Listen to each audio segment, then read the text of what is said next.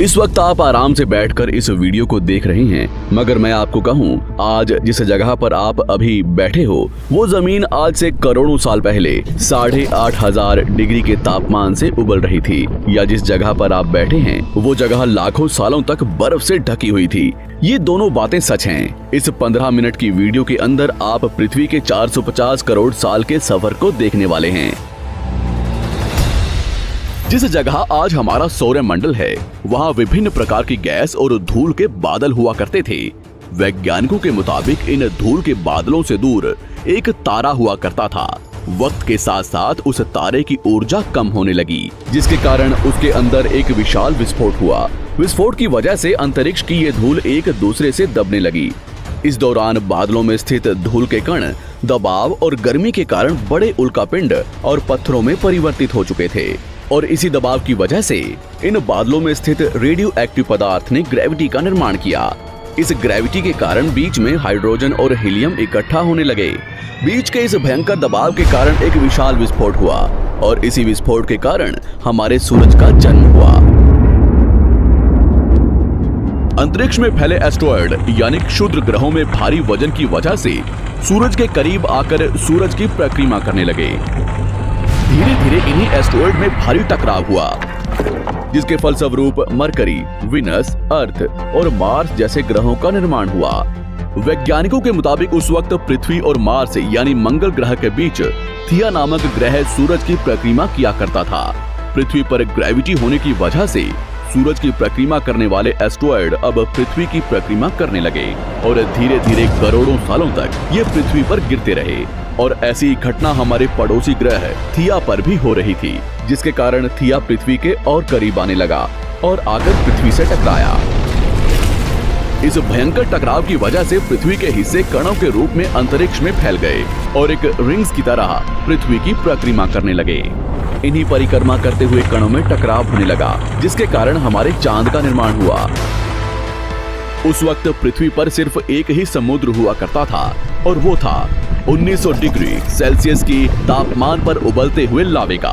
उबल रही थी वो सारी चीजें जिसे आज आप अलग अलग नाम से जानते हैं।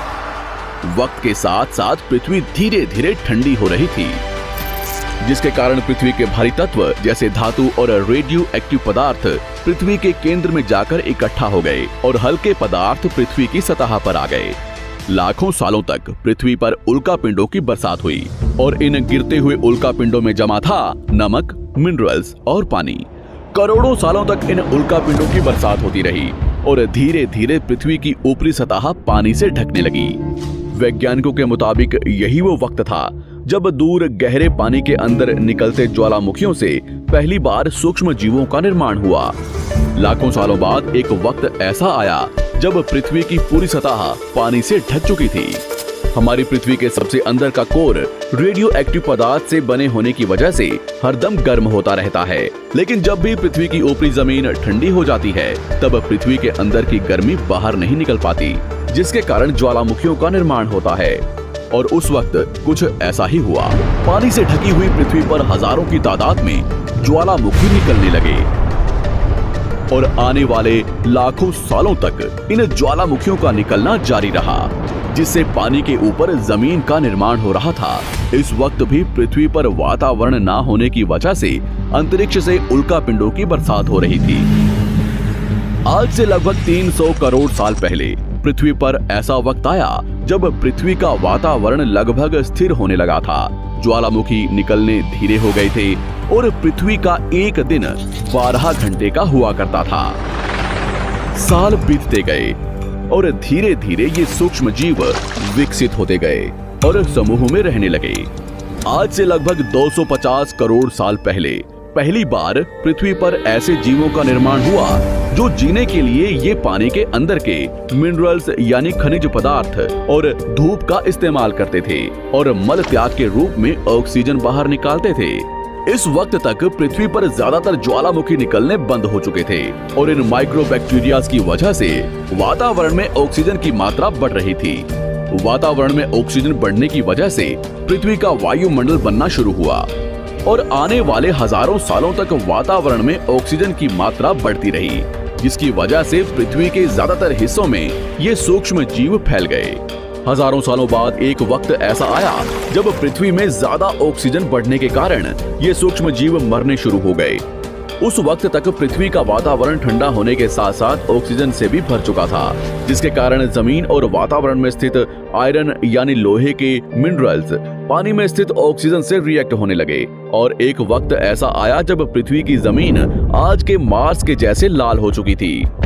वक्त बीतने के साथ साथ धरती की आमतौर पर जब धरती पर सूरज की किरणें गिरती हैं, तब जमीन उन किरणों को सोख लेती है। मगर क्योंकि पूरी पृथ्वी बर्फ से ढक चुकी थी और क्योंकि बर्फ सफेद और चमकीली होती है, जिसके कारण सूरज की किरणें धरती पर गिरने के बाद वापस चली जाती थी। इसी कारण से पृथ्वी कई लाखों सालों तक बर्फ से ढकी रही।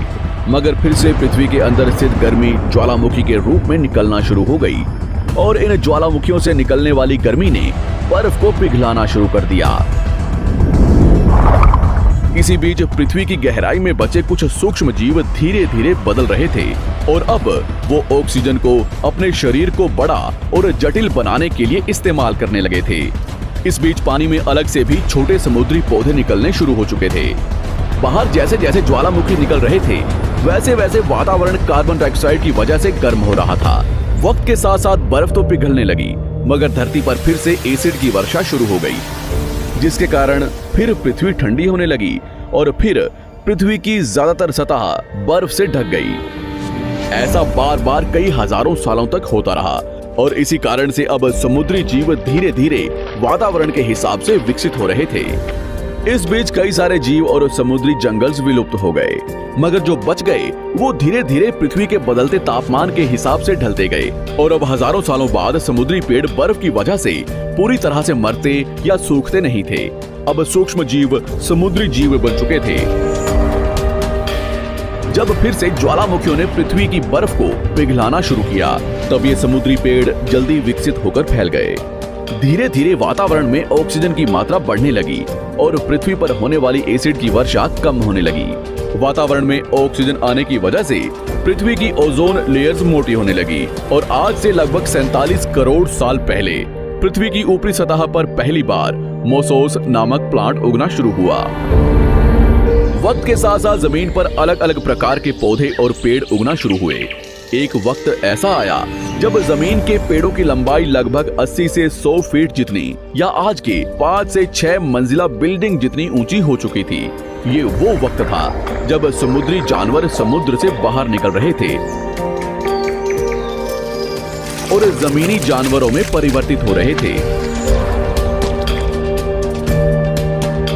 धरती की ज्यादातर जमीन एक जगह इकट्ठी हो चुकी थी, जिसे आज हम पैंजिया महाद्वीप के नाम से जानते हैं। पृथ्वी का वातावरण और तापमान लगभग स्थिर हो चुका था और अब करीब 21 से 23 घंटे का दिन हुआ करता था। अब समुद्री जीव पानी से बाहर रहने लगे थे और वातावरण के हिसाब से उनके शरीर का रंग रूप बदल रहा था। धीरे धीरे ये जमीनी जानवर डायनासोर्स में परिवर्तित हो गए। जिन डायनासोर्स ने पेड़ पौधे खाने शुरू कर दिए, उनका शरीर लंबा और विशाल रूप से विकसित होने लगा।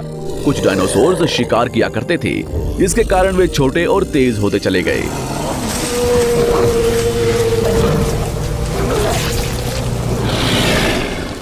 पृथ्वी की ऊपरी जमीन एक जगह इकट्ठी होने के कारण ज्यादातर जमीन रेगिस्तान और बंजर हो चुकी थी।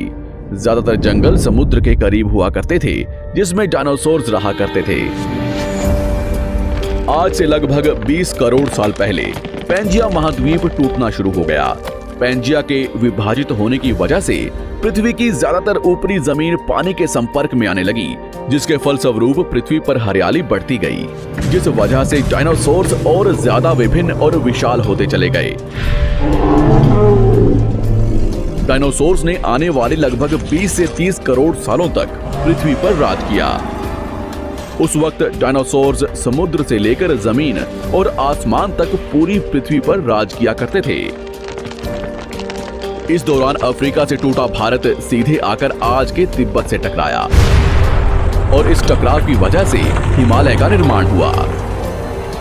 आज से लगभग 6.5 करोड़ साल पहले पृथ्वी की तरफ आज के माउंट एवरेस्ट से भी बड़ा लगभग 4.5 लाख करोड़ किलो जितना वजनिया उल्कापिंड लगभग 80,000 किलोमीटर प्रति घंटे की स्पीड से पृथ्वी की तरफ आ रहा था।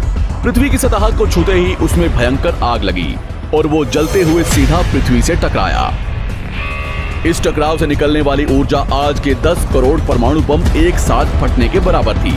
जहां ये उल्कापिंड गिरा, वहां के जानवर और पेड़ तुरंत भाप बनकर जल गए। गिरते ही पृथ्वी पर पूरी तरह धूल फैलने लगी। समुद्र में भयंकर बाढ़ आने लगी। भूकंप और आग ने पृथ्वी को जलाना शुरू कर दिया। कुछ ही घंटों में पूरी पृथ्वी के वातावरण में हानिकारक गैस और धूल की वजह से पृथ्वी नर्क हो चुकी थी। डायनासोर्स, घुटन, आग और भूखमरी से पूरी तरह विलुप्त हो गए। इस वक्त हमारे पूर्वज जमीन के अंदर रहा करते थे, जिसके कारण वो इस विशाल प्रलय से बच गए। पृथ्वी का वातावरण पूरी तरह से काला और अंधेरा हो चुका था, जिससे धूप भी जमीन तक नहीं पहुंच पा रही थी। पृथ्वी के पेड़ और ज्यादातर जानवर विलुप्त हो गए। वातावरण में धूल और हानिकारक गैस के कारण पृथ्वी पर फिर से एसिड की वर्षा शुरू हो गई और फिर पृथ्वी ठंडी होकर बर्फ से ढक गई। लेकिन इस बार पृथ्वी की बर्फ लाखों सालों तक नहीं जमी रही और 80 से 90 हजार साल बाद ये बर्फ पिघलनी शुरू हो गई। जैसे ही धरती पर वातावरण फिर से पहले जैसा होने लगा, वैसे ही ये छोटे जीव जमीन से बाहर आना शुरू हो गए। उस वक्त पृथ्वी की बर्फ पिघलनी शुरू ही हुई थी, जिसके कारण अफ्रीका में घने ठंडे जंगल हुआ करते थे और इसी बीच ये जमीनी जीव बंदरों में परिवर्तित हुए। मगर जैसे जैसे पृथ्वी गर्म होने लगी, वैसे वैसे अफ्रीका के ये जंगल सूखने लगे। जंगल की चीजें खाने वाले बंदरों को खाने की कमी होने लगी। खाने की तलाश में इन बंदरों ने अपने पैरों पर चलना शुरू कर दिया, जिससे उन्हें दूसरे जानवरों के शिकार करने में मदद मिलती थी। धीरे धीरे बंदर एप्स यानी वानर में परिवर्तित हुए। खाने की तलाश में ये एप्स पृथ्वी के दूसरे हिस्सों में फैलने लगे और धीरे धीरे उनके शरीर का रंग रूप वहां के मौसम के हिसाब से बदलता गया। वक्त के साथ साथ हम आदिवासी बने। हमने हथियारों से लेकर आग का आविष्कार किया। हम धीरे धीरे इंसान के रूप में विकसित हुए। हमने धर्म से लेकर परिवार, भाषा और संस्कृति का निर्माण किया और वक्त के साथ साथ हम विकसित होते चले गए और आज हम इस पृथ्वी की सबसे विकसित प्रजाति बन चुके हैं। पृथ्वी को आज के जैसे बनने में लगभग 450 करोड़ साल का वक्त लगा है और हमें एक छोटे जमीन में रहने वाले जानवर से इंसान बनने में कई लाखों सालों का। मगर हमने इन 100 सालों में जितना पृथ्वी को गंदा और तबाह किया है, उतना आज तक किसी भी प्रजाति ने नहीं किया होगा। हम फिर से धरती को गर्म कर रहे हैं और कार्बन डाइऑक्साइड की मात्रा बढ़ा रहे हैं। वैज्ञानिकों का मानना है कि पृथ्वी पर फिर से विशाल परिवर्तन होने वाला है। भविष्य में पृथ्वी कैसी होगी